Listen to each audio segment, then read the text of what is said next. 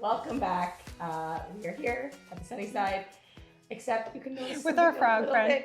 Yes, our frog host. Our frog host. There is something different with me. I have lost my voice, guys, so I'm hitting puberty for the first time at 39 years old. If you want to ask me how it happened. Are you only 39? You can DM it. I know, right? Mm. I'm holding on for dear life. I turned 40 in October. So you look amazing. You're in the last few months of your 30s. Listen, when I help the young adult girls, all of them typically think I'm 27. There you go. Oh, I believe yeah, it, you do yeah. look So- so young. Yeah. Guys, It's just an age. 40 is just a an number. Yeah.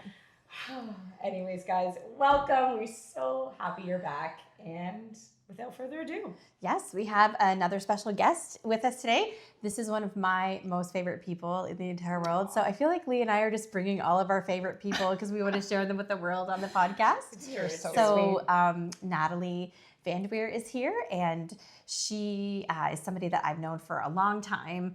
We worked together years and years ago. Yes. It feels like another lifetime ago. We kind of had our kids together and have been through many different phases of life together. Yes. So Natalie has an incredible story to share. She's been through a lot. She's one of the most inspiring people that I personally know. And so I just am Wow, excited for you to that's share like your story with the podcast community. that's an Like, introduction. yeah, that's like a really high introduction. Thank you. It's true, so but I much. feel like everyone after they hear this episode will know why. They'll be like, she's We amazing. have known each other a long time Yeah. because my oldest daughter is 18 and Yeah. we knew each other before then. Before so that. it's like, Yeah. we're talking like probably like Wowzers. 20 years, right? Yeah, Wow. we worked together like in Yeah. our like mid to late 20s Yeah. when we were like professional people with Yeah. real grown-up jobs. grown-up jobs. in our Yeah. 20s. We Yeah. were so mature. Yeah. Yeah. When we would like have our staff meetings and Pam and I, we had to be really careful like not to like catch each other's eye because we would like just like start on these like laughing fits and we were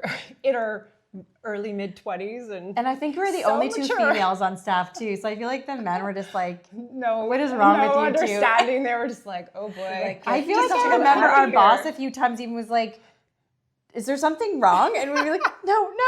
And then I feel like he's Like, there was, always like, be a couple high school totally. girls, He's like, like- put your desk in the hall. You're done. And Yeah. we're just like not professional at all. So I always say to people, because Pam and I have known each other for so long, I'm like, if Pam and I have a similar experience, like, you know, go do something together or, you know, go on a trip, whatever, you want to hear it from Pam. 100%. Because Pam Yes. just like can tell stories in like vibrant color.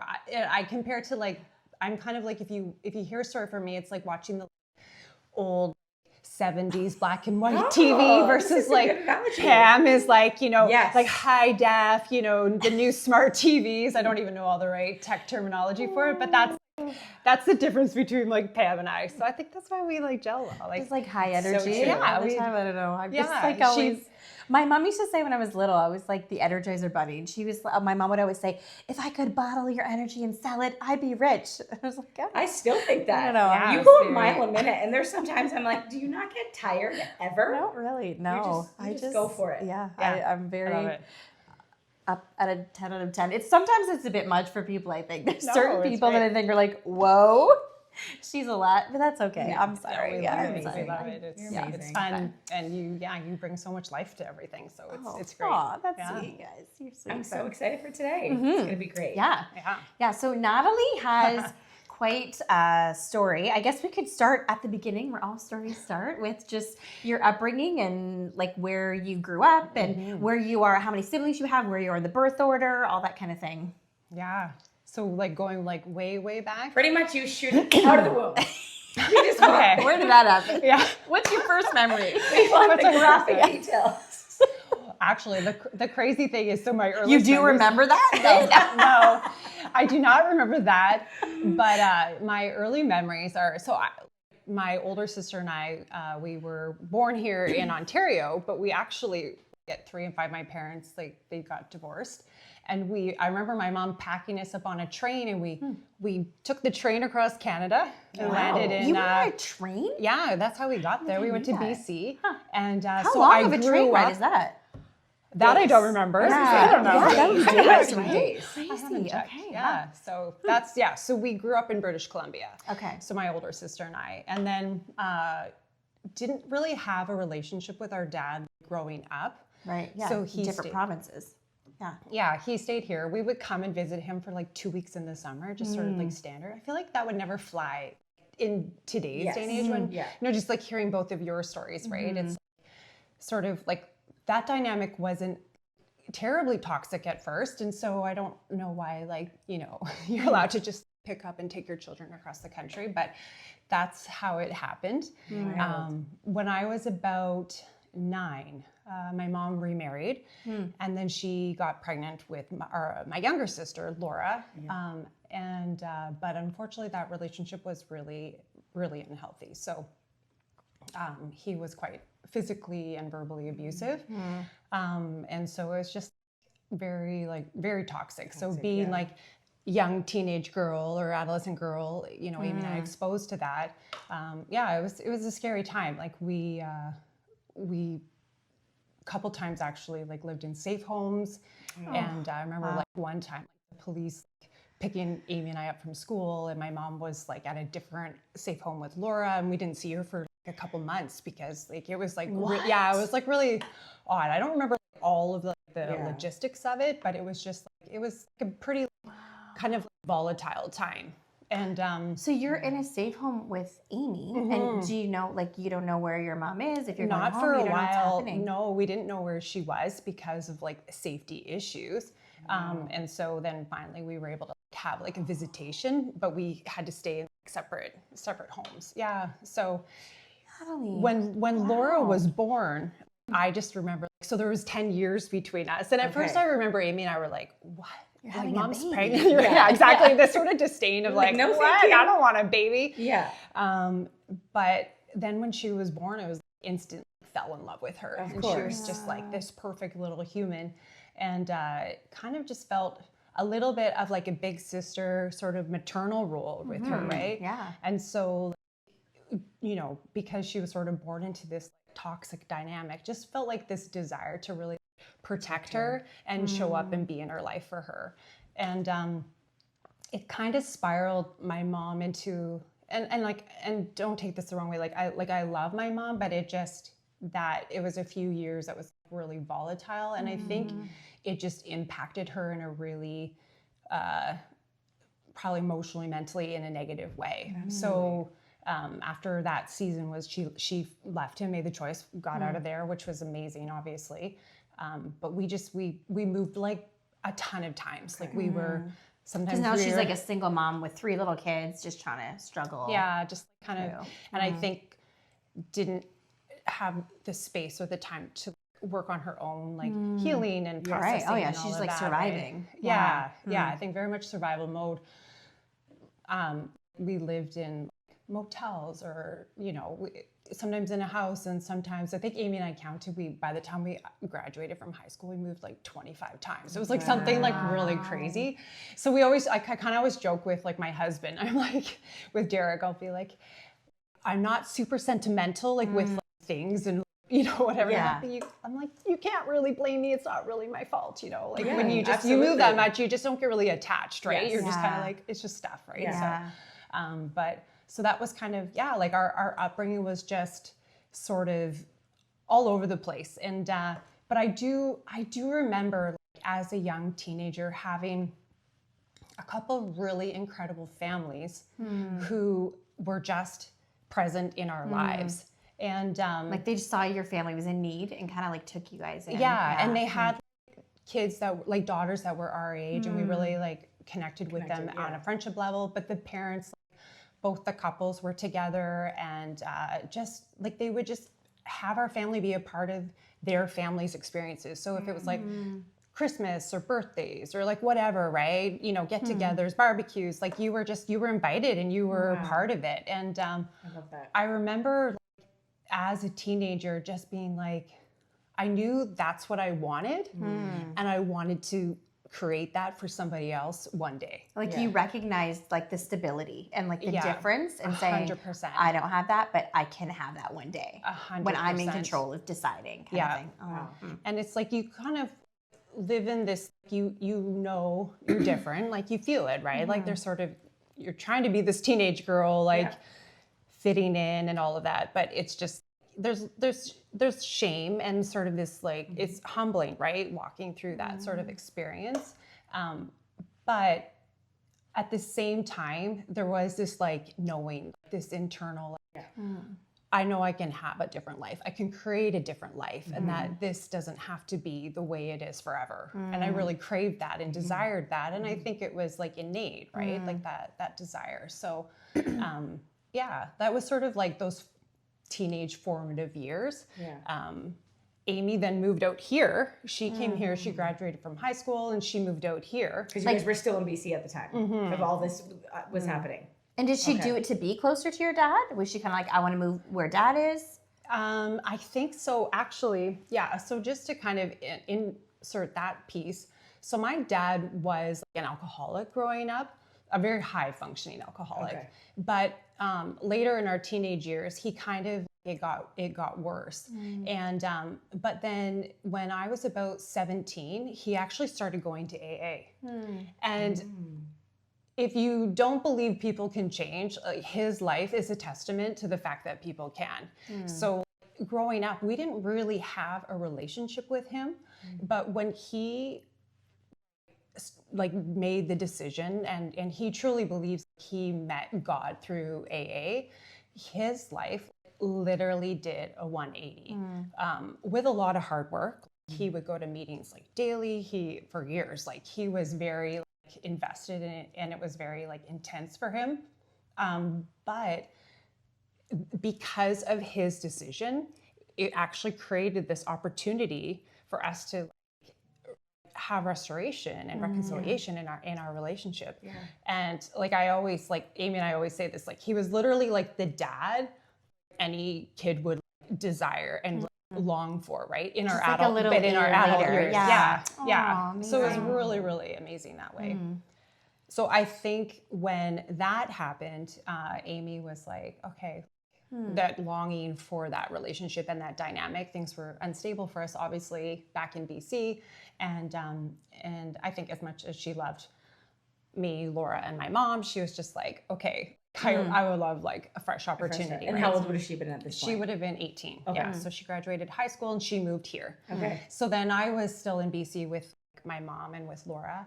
And, you know, Laura, she would have been, 7, I guess, at the time when I was in grade 12. And So, grade 12 was a hard year. Honestly, we moved 3 times that year. I remember like graduating and just, we were living with these people. The 3 of us shared a bedroom, literally. And I don't say that out of like, oh, well, poor me. I just remember though, again, having these very key moments where I'm like, no, I know I'm created for more. Like I felt like there was this sense inside of me. And I remember actually at our youth group, we had this youth pastor come and speak.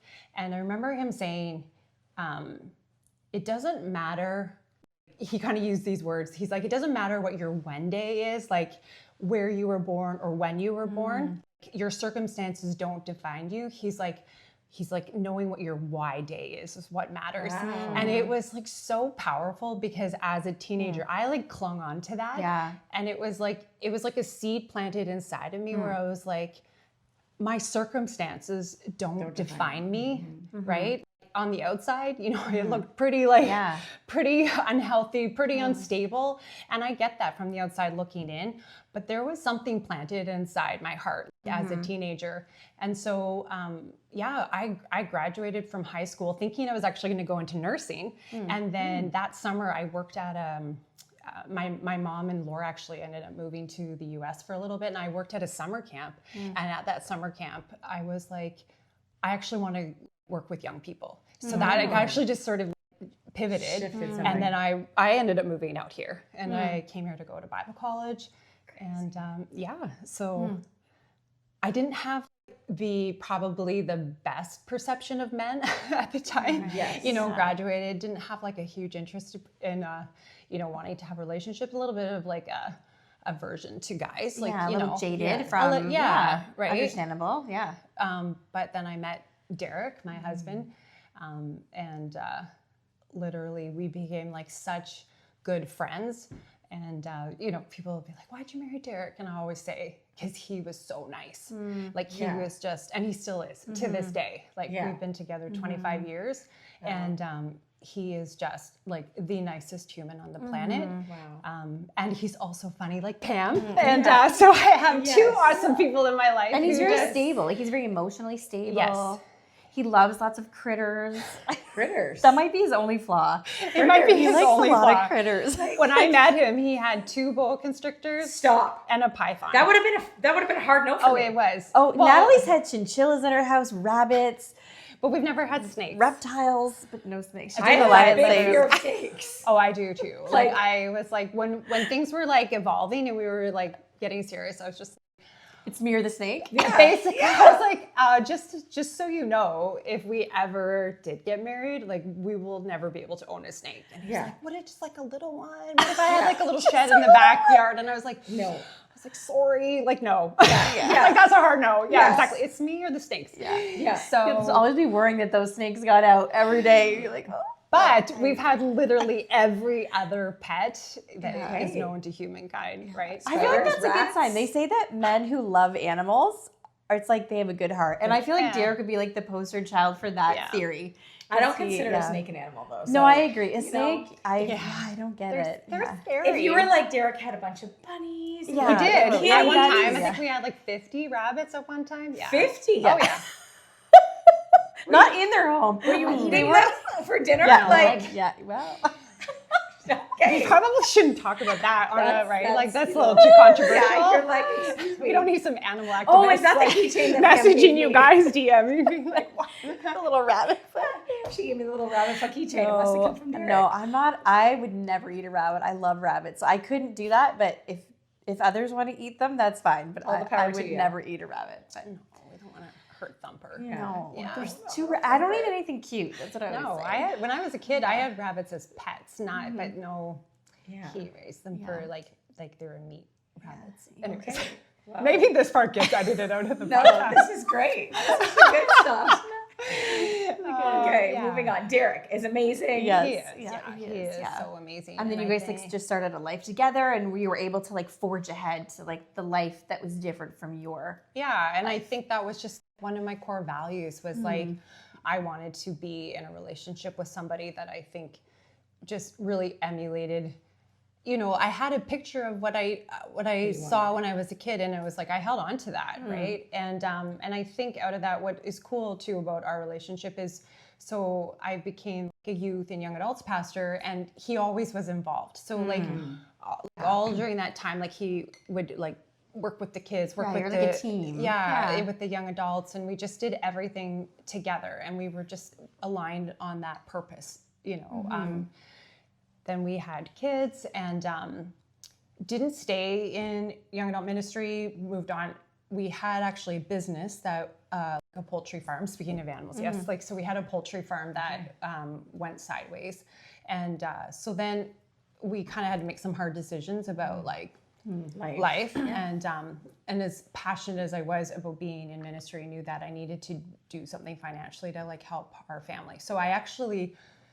Truly, honestly, it Wait, are was- you saying that being in ministry is not like super lucrative? Is that what you're Wait, I'm saying? sorry. Yeah, what do you mean? I don't understand that word. I'm just kidding. No, it is No, definitely you it's do it true. out of the goodness of It's your 'cause heart. you're passionate about Yeah, it. you don't. right? It's not. There's not a lot of Yeah. money in that. It's a Yeah. calling. It's Yeah. a calling, right? And like most people who are in ministry have other Yeah. side hustles and doing things, right? Yeah, it's like a sacrifice. It's a financial sacrifice for sure. Yeah. But like Derek says, if you go into ministry for the money, then you don't have the brains for the job, right? So it's like you're not doing it because of that. You're doing it because of, you know, you truly really is feel, a high you feel calling, called yeah. to it. And I wrestled with that, and it was hard to walk away. I actually had a job opportunity that was posed to me during this time. So we had lost quite a bit of money, and we paid it all back. At first I turned down the job because I was like, no, like this is my calling. And then kind of through talking to my older sister, who's truly amazing, and just a couple other people were like, you know, your family is also a calling, and you know, helping your family set your family up to be in a good position, right? So I had this opportunity actually to go work for someone in construction development. Didn't know a thing about development, but kind of just started at the very grassroots level and ended up doing that for like 14 years. So learned a lot about developed a whole new skill set. truly, right? So pivoted and learned about building high-rise condos across Ontario. So that was exciting and challenging career and shift. yeah, it was a huge career shift. You learn to get like thick skin, you know, you're like, okay, I need to like toughen up here a little bit. So I got, I think, thicker skin and a lot of amazing business experience doing that. And it was a really cool opportunity, hard work, but really awesome opportunity. But during all those years, like, I think that's where like, I think I kind of felt like, I walked away from this dream or this like what I felt called to do. And I kind of had to realize, like, no, like you still can be an instrument of change and be a person of influence, even if you're not doing that like, as a full-time job at that time, right? So we just kept serving and getting involved with like, kids ministry and community outreach for young people. You guys did that for a long time. And that's kind of like what then led us into that. We actually, our story is like that we adopted, right? And so I kind of like started with, we were working with kids in Niagara Falls in a low-income housing complex, and we would run like after-school programs, and then like the kids would get bussed in for church and like all of that. And so we loved it. And I just remember like one day we were driving home, and I said to Derek, do you think like, you know, we would ever like want to like take somebody I was like thinking like one, maybe two at the time. I was like, that we would take someone in and, you know, we could like change their life forever. Right. We felt like we had like a really like great home. Like, so at this time, like Lauren and Marcus, our two biological children would have been, I guess, how old were they? Like maybe 10 and 12. Still young. And we kind of just, you know, we prayed about it, talked about it, just like, you know, for a while. It wasn't like a hasty decision or anything like that. And then when we kind of felt like, you know, we wanted to maybe move forward with it, we brought Lauren and Marcus into the discussion, like right from the beginning. To kind of say like, how would you guys feel? Because that's a huge change. If you've lived 10, 12 years a certain way, to open your heart and family to something that will be different forever. Like what was their first initial, when you first told them, what was their initial response?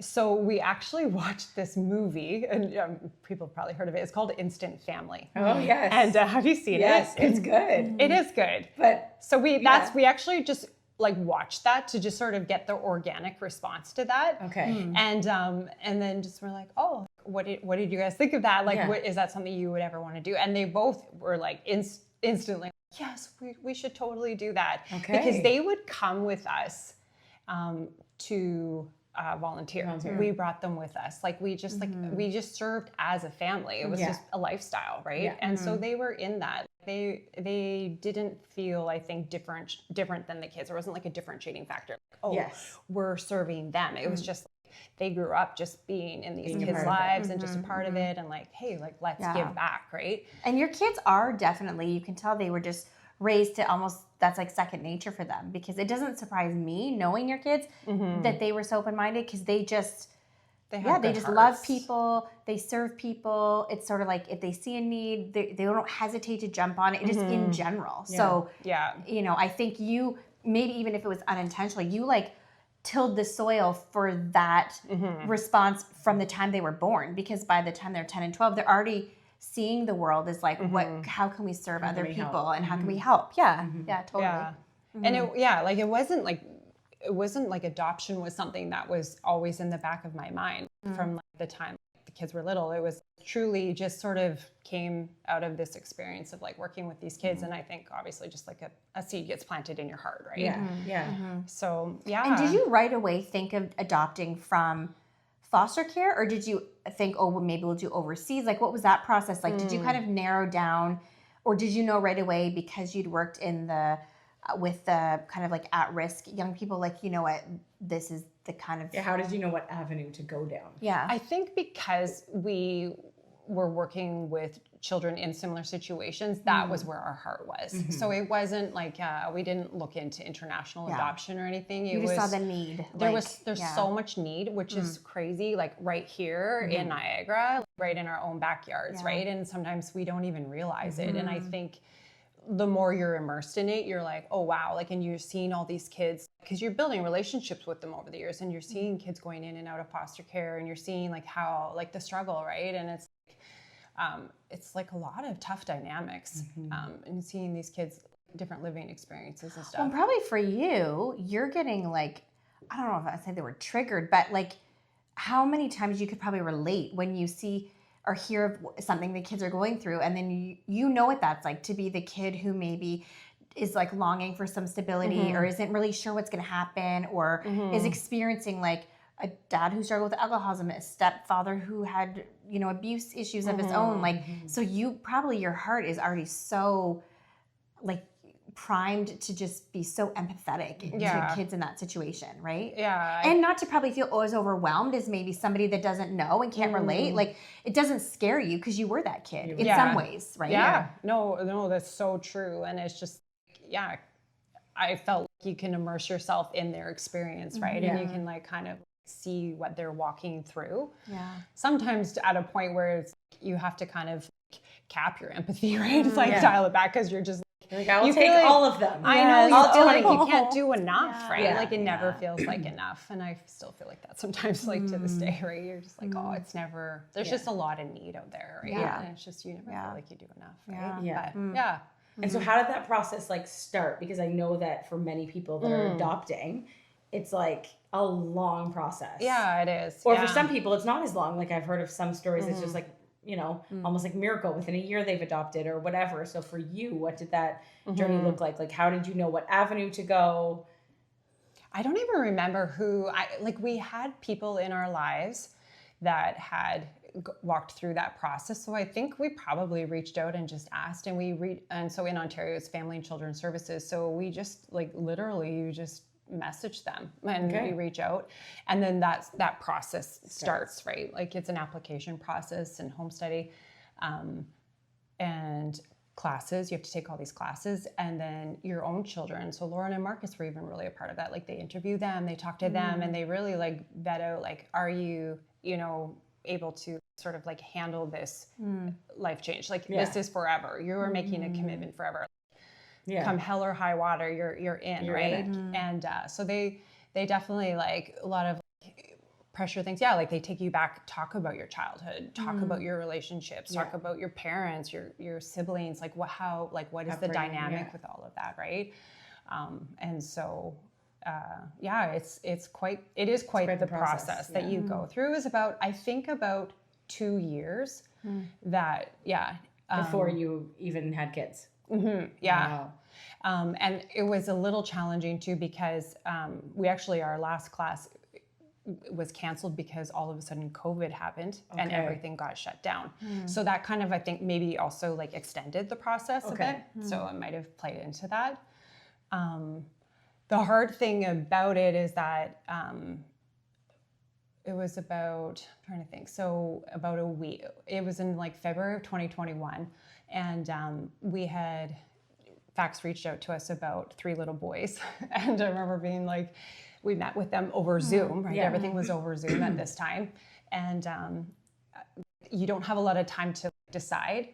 But they talked to us about their story and everything. And we just, really felt compelled in our hearts, even though we were not thinking 3 kids. We were kind of thinking like maybe 2. But anyways, we did say yes to the boys.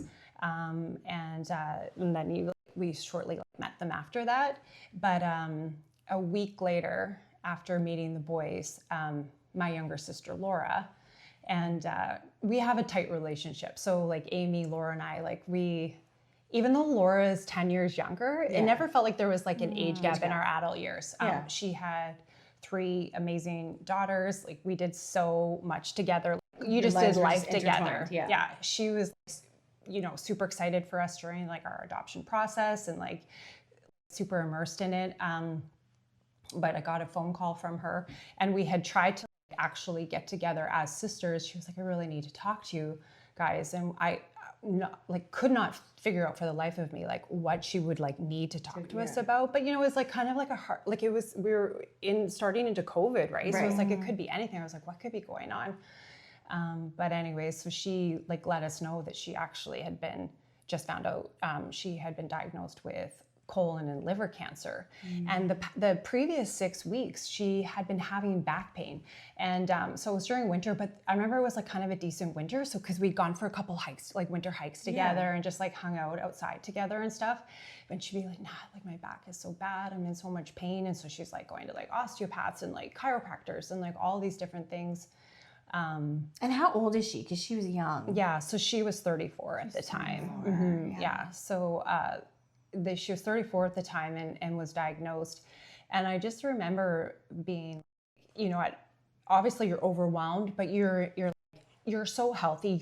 She had just run a 20K in November. Like, so like 3 months. Yeah. Like 3 months. She was a very healthy, active person. She was like the definite. And everything, I feel like she was very like organic and all like green she smoothie. did. She was the green smoothie girl and like just so healthy. And it was the most devastating news. And the tragic part about it is like that. So the adoption process was moving very quickly with the boys. Like once you kind of commit, you commit. Within, I think like 5-6 weeks, they were in our home.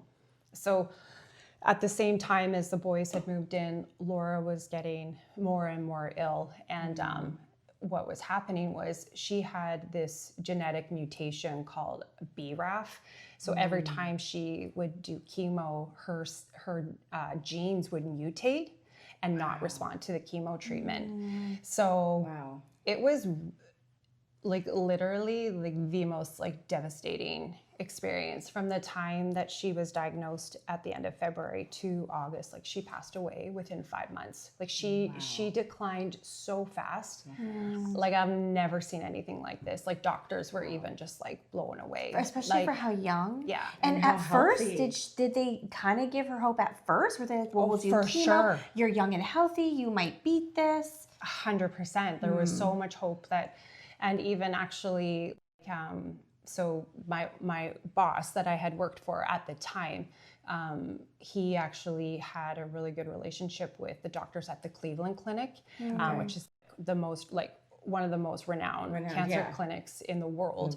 And he got us in there with like, so all of her, I can't remember all this, right? I'm not a doctor. So, but anyways, all like her scans, all her everything reports were sent there. And it was the most devastating news. They literally said, there's nothing we can do for you, like nothing. And so, you know, to hear that from, like, these are the people that, would be their best shot. Helping And her. up until that point, you guys had hope. Yeah. Oh yeah. Like we were, you know, you're living day by day for sure. But yeah, watching her decline and then just trying to then at the same time navigate that while, you know, having these little humans in your life, right? And it's, you're trying to create this stable, loving home. Derek actually took paternity leave, which was such a blessing at the time. So I was continuing to work, but he took paternity leave. So he was really present with the boys and with Lauren and Marcus, which was really good. But yeah, it was pretty like, because Laura had 3 young girls of her own too that also needed support, and as like the aunt and her sister, like there was a lot of like, how old were the girls when she? So like when she passed away, they were 10, 11, and 13. So they were young, and we were just super hands-on, right? So in there, because she got sick so fast. So between like Amy coming from Toronto, myself, my mom, and a couple like close friends, like we were like, you're like literally there day in and day out, right? And also just like to show up for these little humans, also her little girls, right? Who just like losing their mother, right? It was probably like looking back over my life, there's been a lot of like hard moments, but I would say that Laura getting ill and the overwhelm of everything happening at once was probably bar none, like the hardest thing like I've ever gone through. Yeah, because your emotional capacity, it's only, and also you were right on the heels of your dad had just passed away right before then. Yeah, so the boys it's like moved you didn't even in, have time and to my like, dad, he passed away like 3 days later. Yeah, it was crazy. Wow. And was he sick, or was it tragic, sudden, or? No, he had been sick. So he had lung cancer. I was trying to remember. He was a smoker growing up, so I think it might have been from that. But yeah, he had developed lung cancer and passed away from that. So, and I remember Amy and I being and Laura was there too, at my dad's funeral, and Laura was already like quite sick, and she couldn't even stand. She had to sit, and it was a COVID funeral, right? So we're outside, and I remember, she couldn't even, and I remember just thinking, don't let this be, happening. This can't be happening. Yeah. And it was a dark time,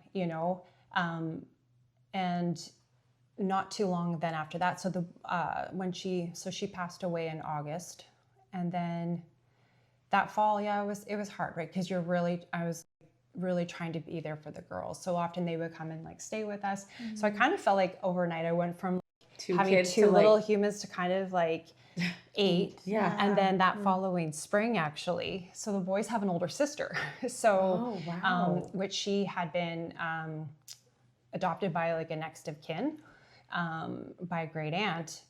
But we had started to form a relationship, like visitation and stuff with her. But under some different circumstances, it came about that she actually ended up came to live with us. Wow. And her adoption is actually getting finalized this coming Tuesday. So so kind of in a span of a year, we went from How old were the boys when you adopted them? So they were little. So they would have almost been 4, 6, and 8. So it was they were just they were little. Yeah. And how old was she when she came? So Ashlyn was 13 when she moved in. Okay. Mm-hmm. So 4, 6, 8, 13. Yeah. And then your 2 kids would have been how old by this point? They would have been 14 and 16 at the time. 4, 6, 8, 14, 16. Oh my. No, 13. Yeah. Right? Yeah. Wow. I'm like, I don't remember. I don't know. Close enough. Don't ask me when everybody's what year they were born. Yeah. You're like, please do not. Wow. So, that's a lot. Yeah.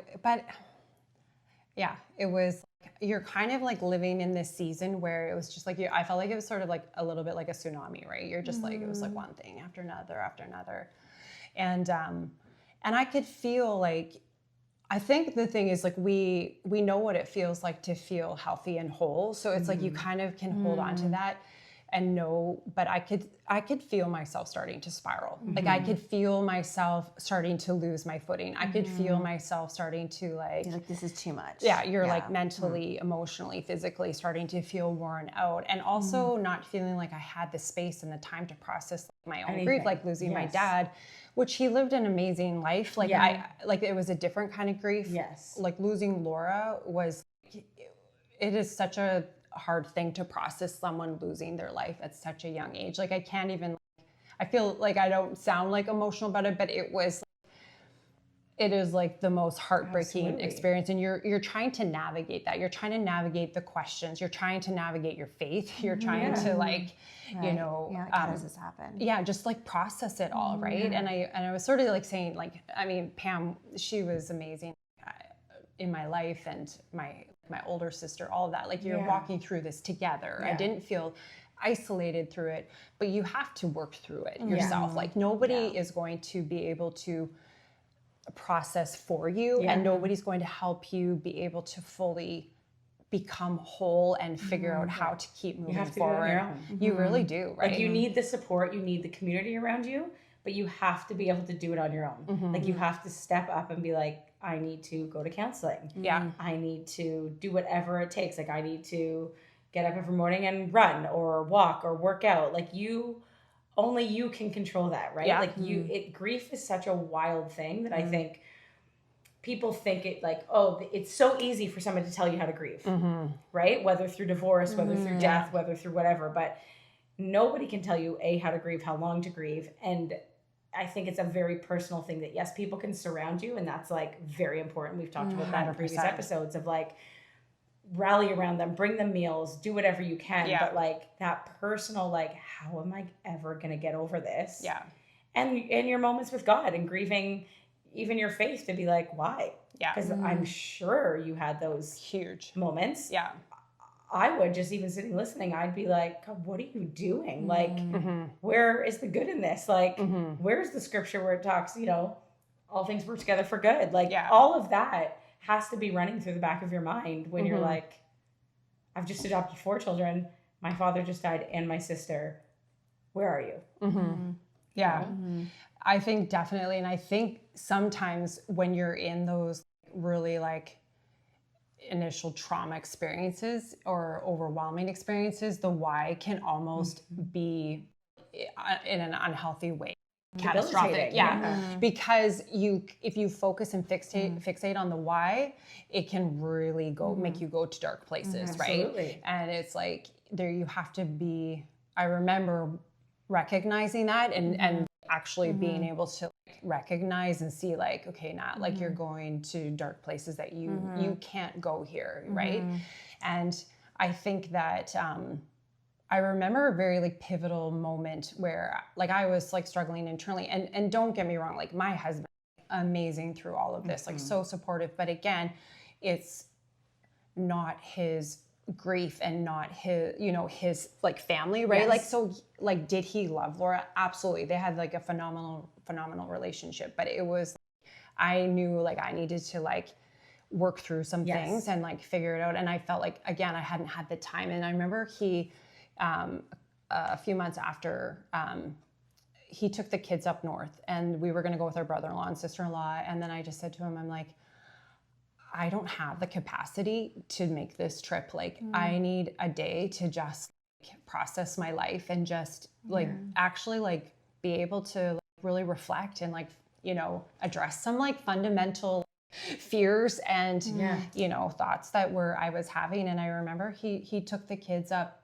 north with Karen and Kevin, and I had like a chance to just really like, that weekend, I had read like a really good book and just like journal and map out some like major fears that I was facing, right? And just like really that were becoming like debilitating, that were like, you know, blocking my mindset and stuff. And I was like, I knew I needed, I could feel it. I was like, I need to become whole so that I can show up for all of these people and feel strong again. Not just going through the motions, because you know what it feels like to go through the motions, right? When you're in that crisis situation. But I was like, wow, like we just brought 4 little humans into our home, my own biological children. They're going through a major life transition, like right, like like their aunts, and plus they have all gaining these 4, kids.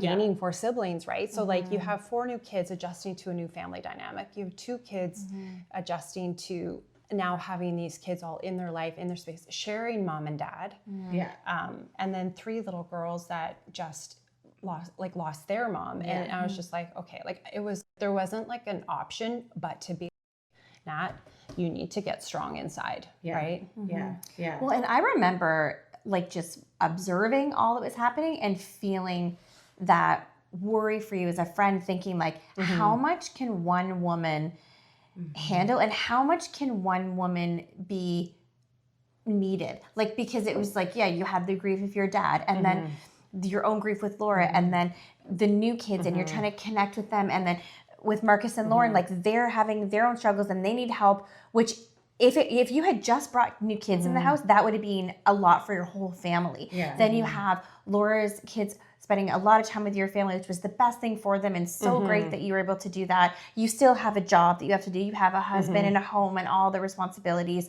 Like it was just felt like, how is this woman getting up every day and looking at that mountain and just being like, okay, because it was a lot. It was so much to be dealing with all of that simultaneously, because one of those things would like break somebody. And yet you guys were just like thrown into it. It was such a crazy time. I think you kind of said it earlier, right? It's our pride wants to be like, no, I can do this. I can handle all of this. And we don't want to show like our cracks, right? Like that's sort of that perfectionist side of us as like women, right? And I was like, no, I knew that I was like, I need to lean in for support. I said to Derek, like, I need to go for counseling. And I remember sitting in that first counseling session and just saying to the therapist, I am so overwhelmed, but I know what it feels like to be whole. And I'm like, I want to feel whole again. Yeah. You know, like, I don't want to feel like I'm just like spiraling inside and whatever. And it doesn't happen overnight, right? No. Like that ability to start to heal and that ability to start to, you know, feel like yourself again.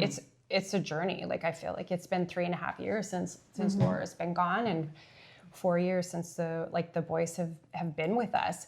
But some days it still feels like fresh, right? Yeah. Like sometimes there's moments where it like it takes you back, and then some days you feel like, okay, I'm doing okay, I've got this, right? Yeah. But I think like the thing is, we're human. Like I think that's like giving ourselves permission to be human, and to be vulnerable, right? And that's hard. Like you both have walked through that, right? Where it's just to be real and say like, okay, I actually don't have it all figured out. Yeah. I'm not okay. And smart to like focus on what you can manage and control. And then like, I think that's kind of the balance you were describing with like the wrestling with the whys and whatever. And I remember one time in a counseling session, I must have been like, why this, why that, and why? And I remember my therapist saying to me, there is no answer to why that is going to satisfy you or make it better. And I was like, it seems like such an obvious thing. And I was kind of like, like I almost hadn't considered it. Like I just felt like if I knew why, then I would feel better. But when she was like, what is it that you think could be given as an explanation that would make you feel better? You can't ask that question. You have to let that go and just focus on like what's in front of you and what you can do, and accept like you may never understand why, but it doesn't actually matter. There is no comfort in why like we think there is, right? It's a false, it's all about control. It's a false sense of reality that we think if we know the why that we have control. Right. But it's or you like, can make sense of it. But there's and so much in your situation was like so just insane how it all happened that there is going to be there's no making sense of it. You could go crazy trying to make sense of how your life in such a short time quickly changed. All that happened, right? And what was that like with, you know, bringing the kids in? Like, was it a hard dynamic? You know, was it an easy dynamic? Because I've heard like all sides of the spectrum with adoption, right? And I'm sure there's people watching that have adopted or want to adopt, and they want to know like, what does that process look like? You know, what are things that you could share that you feel like okay to share between like you and the kids, like you and your husband and the kids, and then the kids merging together, and maybe like a couple like difficulties, but a couple like amazing moments. Yeah. I think that, first of all, I'll say I'm super grateful for the transition that we did have. I you know, I've heard some really, you know, scary stories too. We did not encounter any like significant behavioral issues and things like that. I think that we more experienced that real like need for attachment and that love and just like so when the boys moved in, it was like they just were like, whoa, like we have a family, right? Like there was just like you could just see this like they wanted to be a part of a family unit so badly, and they were like just like so excited for that. But it takes time, right? And all of them were quite different, right? You know, a couple of them, 2 of them were really quite shy and kind of withdrawn, like wouldn't really like hug us or, you know, and be like physical affection that way. And then one of them was like obsessively clingy, like, right? Where you had to kind of like teach him like over time, like boundaries, right? I think like the first few months, like you're just so focused on them just feeling, building trust. It's like, it's just all about building trust. Like, we're not going to hurt you. Everything's yes, basically. I mean, obviously within reason, right? You're just loving on them and you're just building that trust with them. Yeah. I think the hardest dynamic was making sure that these new little humans in our life felt like we had the time and capacity for them, and then that Lauren and Marcus didn't feel like displaced, right? That I feel like was probably, and I can vouch to say there was definitely seasons where I know they're good kids, like they sacrificed a lot, right? But I know that they love their adopted siblings, and have told me countless times, we would never have it any other way, mom and dad, like never.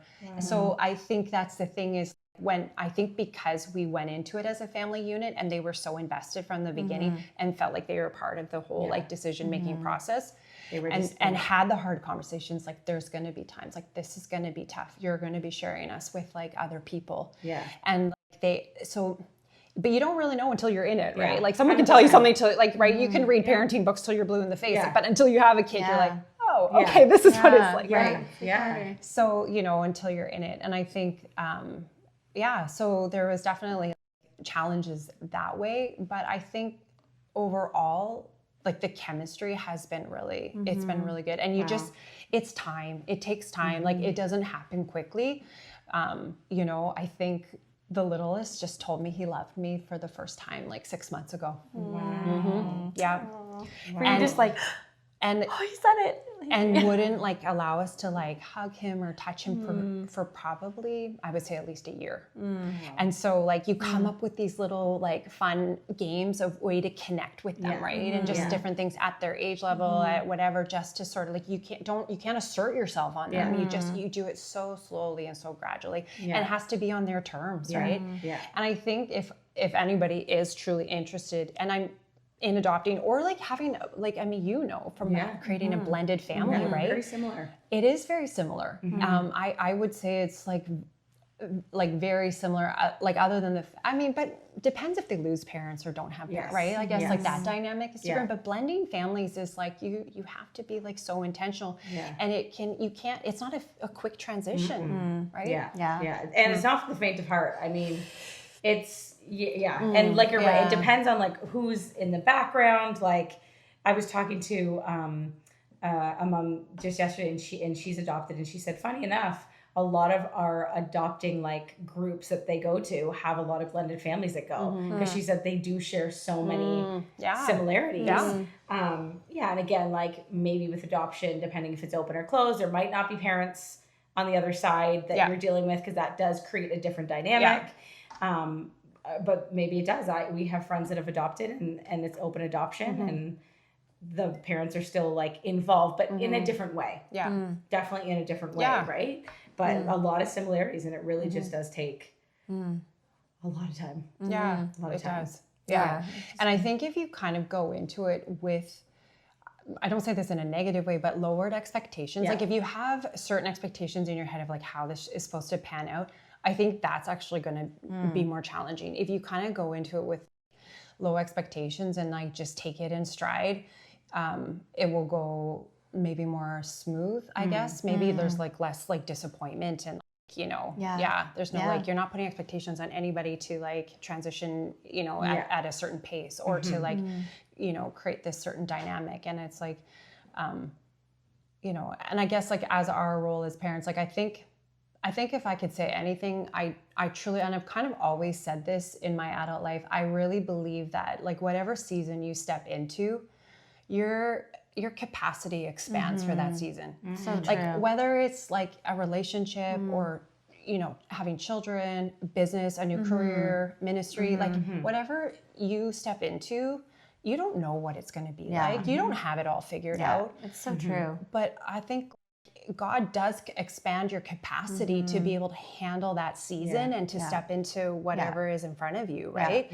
Not quickly, I know, like, right, people probably look at you too, like you have 6 children, right? Like, and you're doing it on your own, and they think like, how are you doing it? But when you're in it, I don't know, there's like a grace that comes and a strength that comes to be able to walk out the season that you're in. And that's like beautiful. The beautiful side, of any sort of challenge like that is that in time, because right away it feels awful because it's so stretching and hard.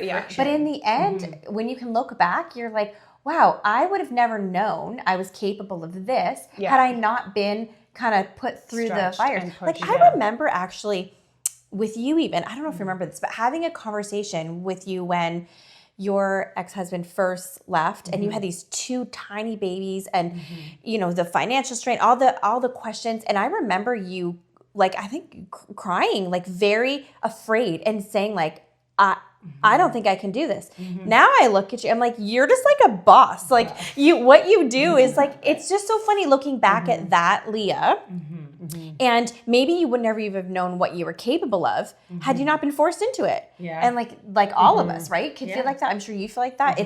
And that's where that's maybe like a good sunny side or like the beautiful side of something, even though it's so hard, it can be actually so incredible in the end. And to like hold tight, like hang in there even in the hardest moments. Cause like, I mean, Alan and I were pretty open, like in our blended family session that like 3 months in, I was like, I'm out. Like I was not cut out for this. Like I cannot do this between dynamics from the ex and the kids. And cause his kids were a lot older. Right. And so it created a lot of like, different anxiety dynamics. But I remember maybe about like a year ago, maybe 2 years ago where I can't remember. I think we were out for dinner, Alan and I, or whatever. And like, we were just having like a vulnerable conversation. And I just said like, I am so glad that I stayed because I wouldn't have realized how beautiful this could look if I left when I wanted to, right? Yeah. Because like, it's so easy to leave when the going is tough and when you're like, I think I made a mistake. Like I'm in over my head. This is not what I signed up for, you know, blah, blah, blah, blah, blah. Whether that's in a blended family or even a first marriage, it's like a lot of people, I guess, leave during those like little years, like the baby years, because it's so hard. And it's like, man, I wonder how many other people would say what I'm saying. Like, I wish I would have stayed because I don't know how beautiful it could have been. And I think that's where we need to get raw and honest just about anything in life. Like, what does that look like? How can you stay and find the sunny side? Yeah. And the only way to find the sunny side is through the storm and weathering it. So true. In community and with people to help you see that there is more. Yeah. I love that saying, like, the only way out is through, right? And it's like, truly to walk through, get through that storm, you just have to go through it, right? And, but I think, and it's like, and you can do it. Yes. You can do more than you think. You can do more than you've ever done before. Like you can do it. Even when you feel like you're getting swallowed and you're overwhelmed, you're like, don't give up. Yeah. And it is, you know, it's faith and it's part mindset, right? It's like, you know, fixing your thoughts and your mind on like that commitment and that ability to, you know, that grit to push through and to power through, right? And I think also when you have that responsibility to so many other little people in your life, it's like, part of it is like, this isn't even an option. I need to show up for these humans, right? I need to be whole. I need to be able to be the best version of myself so I can, you know, they can then thrive in life, right? And so I think like that's the thing. It's like your capacity does grow with the changes. It really does. Yeah. I was on a podcast. Sorry, no, go ahead. I was on a podcast yesterday and the woman just said something like, in any new season, I pray and ask God that he would give me the grace and the grit. And I loved that. Yeah. I was like, I love that. That's like right. tattoo You need idea both. or something. Yeah, there you go. I just loved it because it's true. Like you need the grit, but you also need the grace to get through it. Yeah, 100%. It's not easy. Yeah. I remember like so many times, like, you know, just being like, when I didn't even know what else to sort of think or pray, I'd just be like, God, keep my heart soft, right? Because you're powering through, but you also don't want to get hard and bitter through it, right? Like loss and trauma and, you know, it can do that to you, right? It can make you cynical and bitter towards life. And I was just like, I do not want to be that. I knew that. It was like, you could feel it like inside. I was like, I just don't want to. And with time, you know, like life does start to settle, right? And I think my sort of not mantra, but I would say like life is very much equal parts beautiful and messy, right? And I think that happens with divorce or with blended families or with adoption or loss.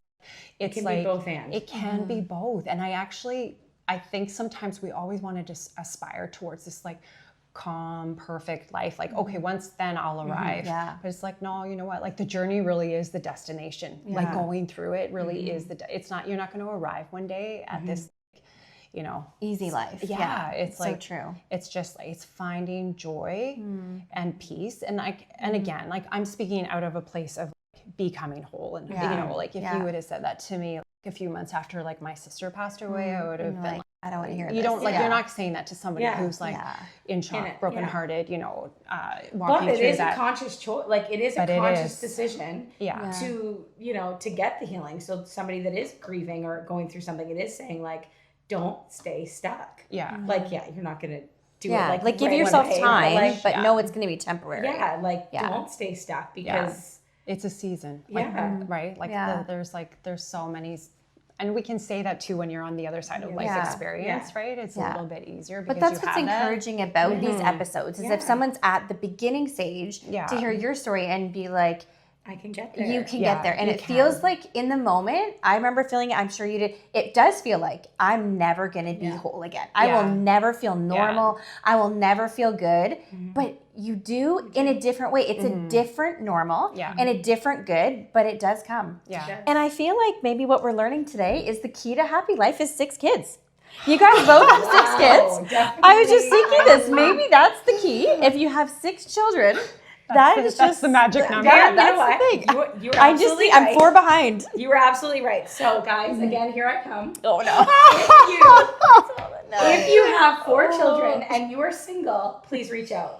You can call me or DM me. I will leave you my number in the comments, and we're gonna find Pam somebody that has 4 kids. That's what I'm missing in my life. Those 4 extra children. Just to break the bunch. I mean, you didn't know that you were actually on like The Bachelor. Oh, I know. Right? It's every episode. It's every episode. Yeah. Sometimes I'm even editing them out. I'm like, delete. We're literally gonna be like, no, I stick to it. We're gonna Pam's be in charge of editing. Yeah, that's right. I know. I'm like, That's why you're in charge. I feel like if The Bachelor Canada or something ever comes back to Canada, or maybe it is, I don't even know. It is in Canada. If they're looking for a host, one more thing, they should have you as the host because you have a passion for matchmaking. I do because I just think it can be so beautiful on the other side. But I'd rather see you in a pod where like you don't see them, and then this beautiful story emerges 4 kids later, and then maybe you're pregnant in 2 years. No, wow. No. Leah, you She's just like, really there's got the a lot of line. faith. Here's the line. And Leah just went like way over it. No. The problem with your whole dream there is you don't have a willing participant. Well, like, I'm not a willing participant. Oh, you're not. No. Well, guys, this has been fun. Natalie, thank you so much for Thank sharing you guys your for story. having me. So great. I just want to say though, I'm so proud of both of you. You guys have amazing chemistry. I love that you guys have just taken a leap of faith and started this podcast, and I'm really proud of you both. Oh, thank So, you. Yeah. I love it. Thanks for coming. It's amazing and sharing. Yeah. Thank you. See you next week. See ya. Bye.